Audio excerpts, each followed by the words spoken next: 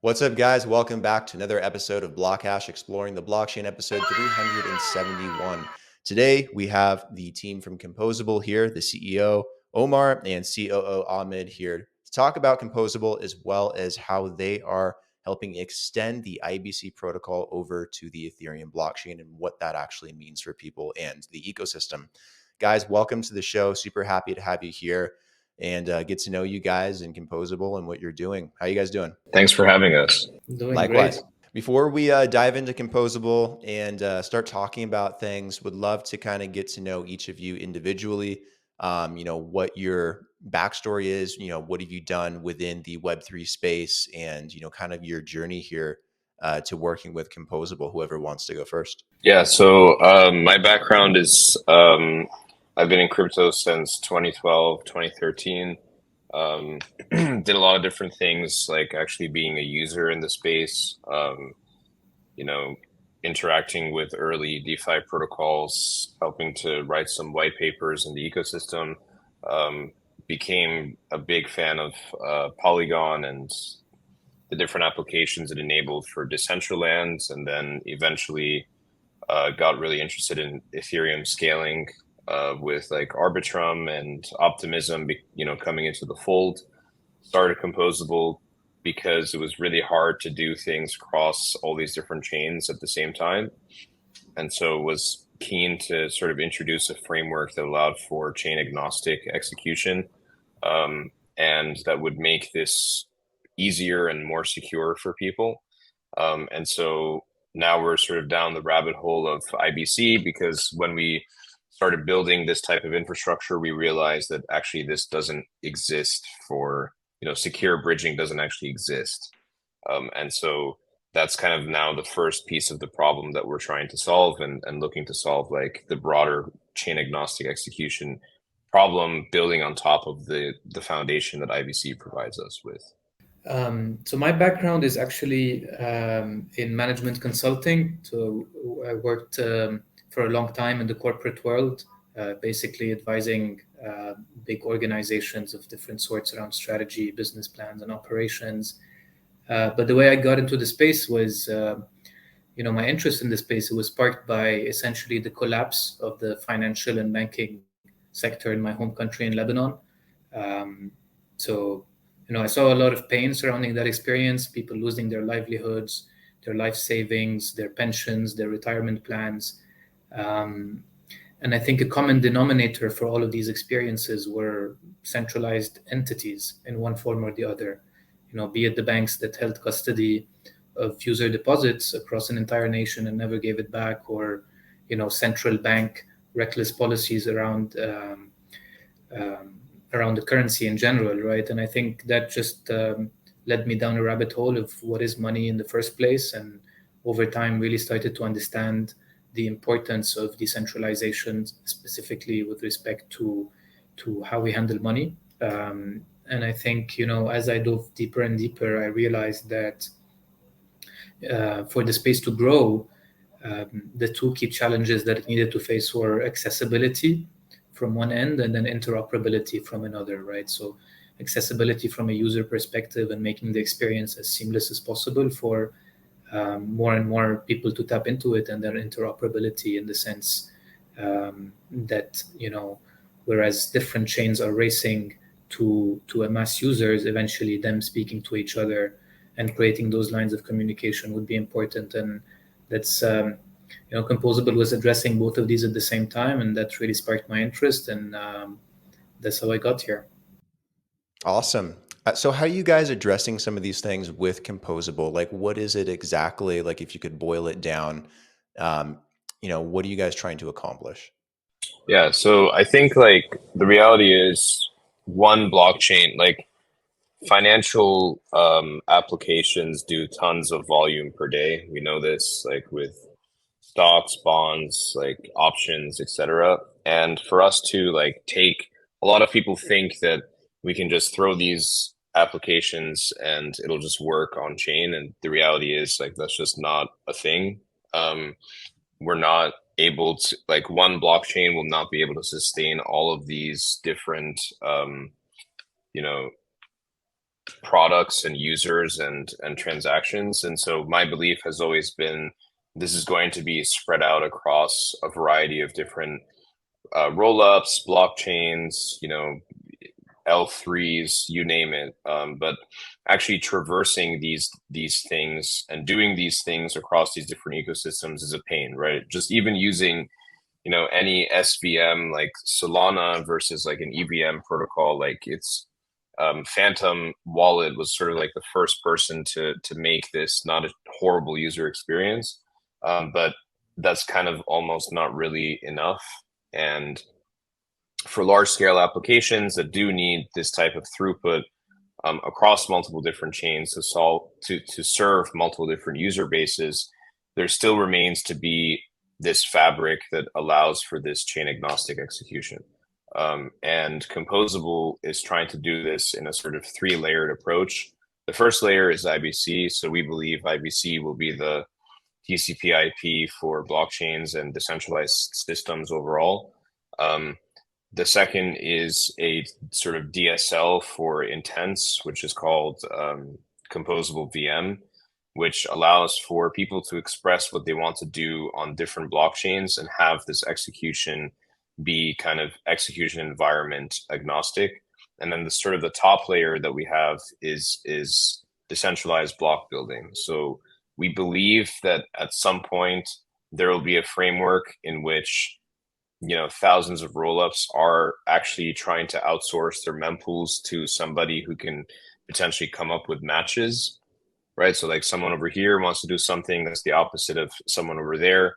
You never know that unless you sent it to some sort of decentralized block builder. There are people trying to do similar things like Suave, but I think we believe that there's a lot of value to be extracted back to the user through cross-chain MEV and like other kind of arbitrage and whatnot.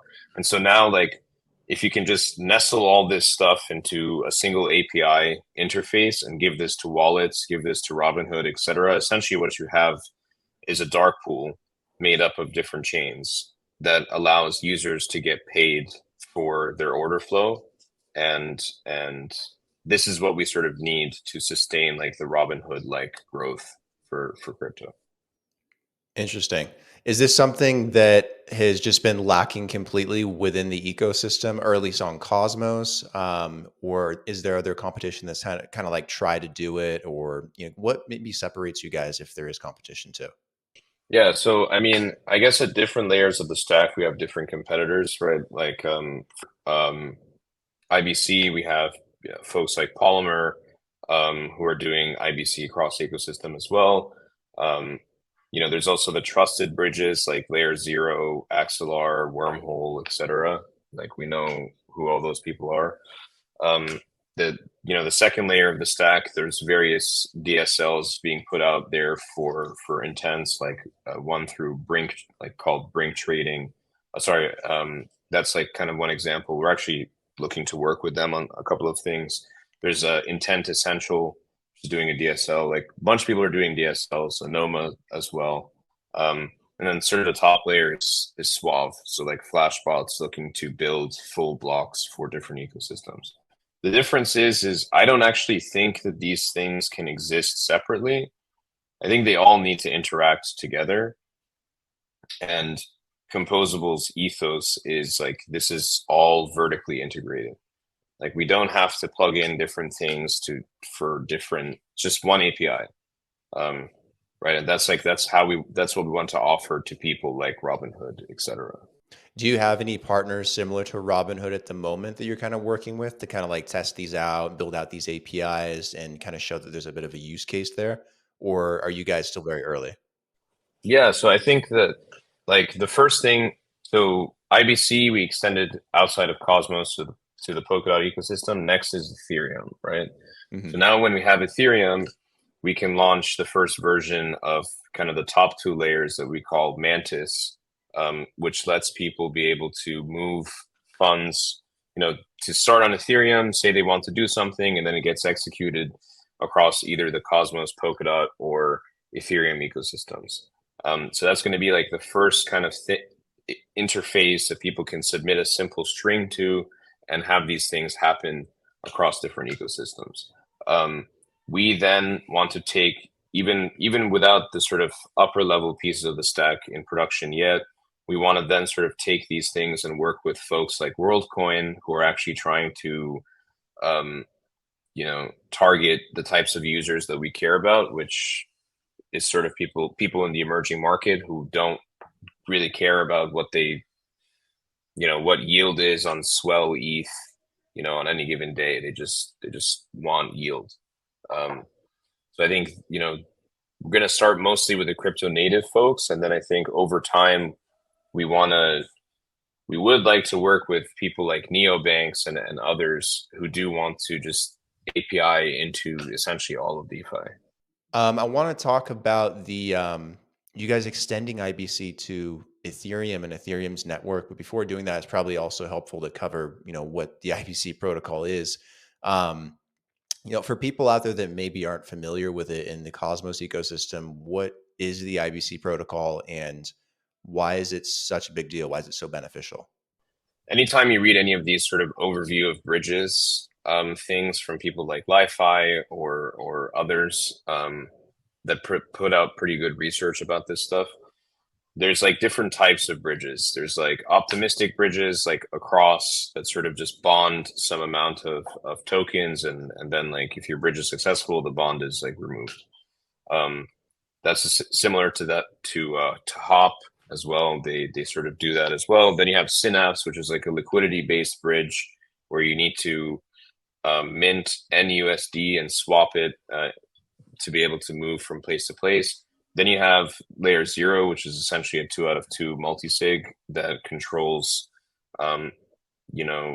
similar things like via Stargate. And then you have Axelar and Wormhole, which are chains that are dedicated, that have sort of like a trusted set of validators that do trusted bridging. So like their validator set controls whether or not you can bridge. And your funds, essentially. And then you have, IBC, which is light client-based verification, which essentially means you have consensus proofs on both blockchains. And then you have light clients of sort of chain B on chain A and chain A on chain B. And these light clients verify each other's consensus proofs. And if verification is met on both sides, then your assets can flow through this IBC channel. Why is that so important? Because, the only way that user funds could ever get rugged in this perspective is through one of the chains getting compromised. So like 51% attack on Ethereum or 51% attack on Solana, then we don't have IBC working anymore. But obviously 51% attack is a pretty rare occurrence, but like we could see more of those in the next couple of years. So we're not saying IBC is perfect, but definitely if there ever is a hack of the IBC protocol, it's going to be because there was a 51% attack, not because validators ran away with money or because like a liquidity pool was drained or some other sort of variation of bridge that relies on centralized third parties.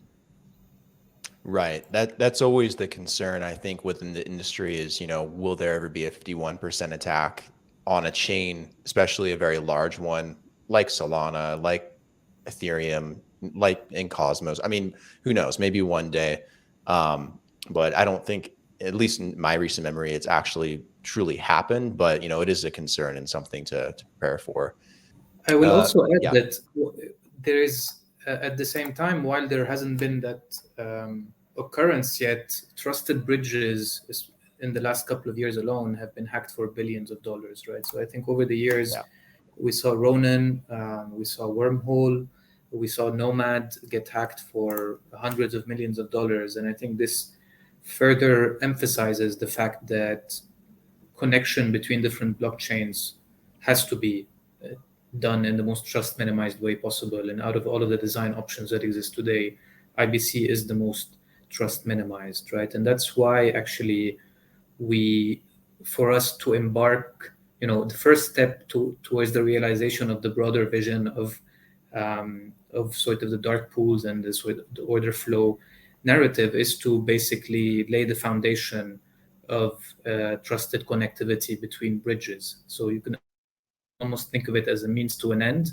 but also the base upon which that we can build vertically towards what Omar is describing with the Mantis and as well as the Composable VM. 100% agree. I think as interoperability becomes even more important and paramount in the future, I think having those solutions in place will be critical. Like I've even been hacked using bridges in the past. Like I remember when the Polygon bridge first came out, and I wasn't the first one. I think a lot of people ran into some trouble with that. It exploited wallets, it exploited applications, people using the websites. It was not a very good way to launch that. And I think a lot of bridges and a lot of chains have had a lot of problems. And that's just the lack of interoperability in the space being really succinct. Again, which is why stuff like this is, very important. Absolutely. And then I think as a result of that, we also saw maximalism within chains really increase. And then essentially users being stuck within the capabilities of their own chain and the apps building on their own chain, right? So this is where you start to see more and more Polkadot maxis versus Cosmos versus Ethereum. But the reality is, users would also be foregoing all of the opportunity that exists elsewhere. Liquidity would be fragmented across different ecosystems. Users as well will be fragmented across these different ecosystems, and it's just not a sustainable model at all if this entire industry were to scale, right? So this is why this base layer of interoperability, but specifically trust minimized interoperability, just becomes really the most important problem to solve for the entire space, in my opinion. So is this one of the main reasons that you guys want to extend IBC protocol to Ethereum? Absolutely. I think so. Cosmos and Polkadot are sort of the big names in interoperability. So I think there's already an appetite there to connect with other ecosystems, but Ethereum is where the liquidity is, and it's where the users are, right? And it's where also the blue chip DeFi protocols are. So eventually, really, we could almost think of the Polkadot Cosmos connection as a proof of concept, as a necessary first step. It has enabled a lot of interesting use cases with these two ecosystems talking to each other securely for the first time. But we do believe that the more interesting use cases moving forward are going to be bringing these two blue chip assets that are DOT and Atom, for example, into Ethereum DeFi protocols, and also exploring bringing established stablecoins, for example, from the Ethereum ecosystem into Polkadot and Cosmos. Pairing these assets also, you could imagine a liquid staked version of Atom paired with a liquid staked version of ETH, and what kind of opportunities that could create. So I think really going to Ethereum is going to where the users are, to where the liquidity is, and where the big applications are, and that's why we're really excited about it. What are some of the benefits for users in this situation integrating IBC to Ethereum in this kind of way? Like what could people expect to see as a result of this?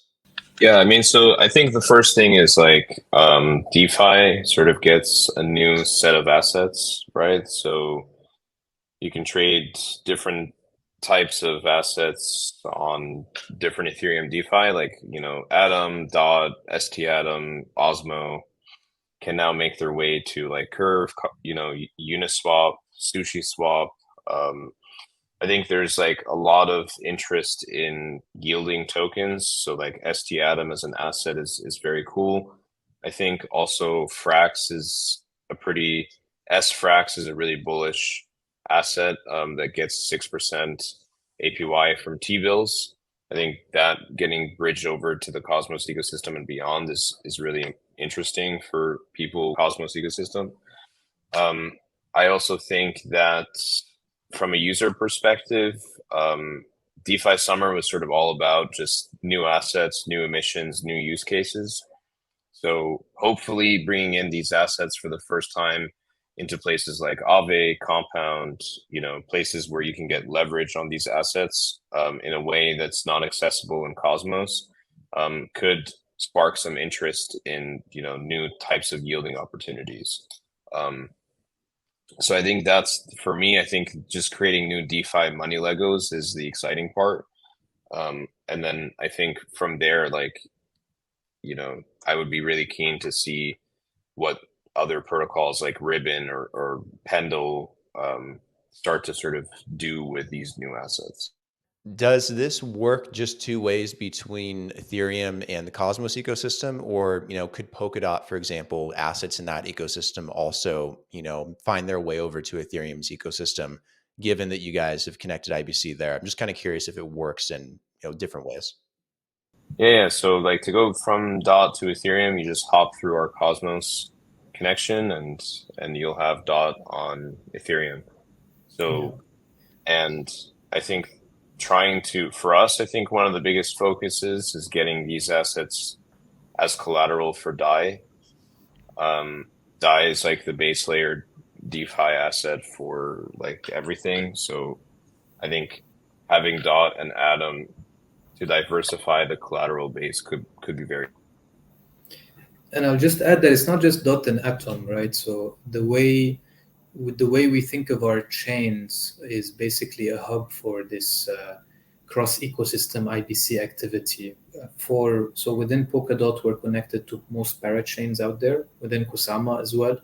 So there is a seamless flow basically between parachains. So a parachain could basically move its own native token into Ethereum or into Cosmos. It doesn't just have to be DOT through the relay chain. And the same goes for any Cosmos app chain out there, because we are connected to most Cosmos chains. So in a way, it's interoperability across these three ecosystems together, and a flow of assets that are not just Atom or DOT, but really any assets within these ecosystems. Do you guys also want to connect IBC to other chains as well, other than just Polkadot and Ethereum? Is this like a first step for you guys? What does your roadmap entail? Yeah, so the next is Solana.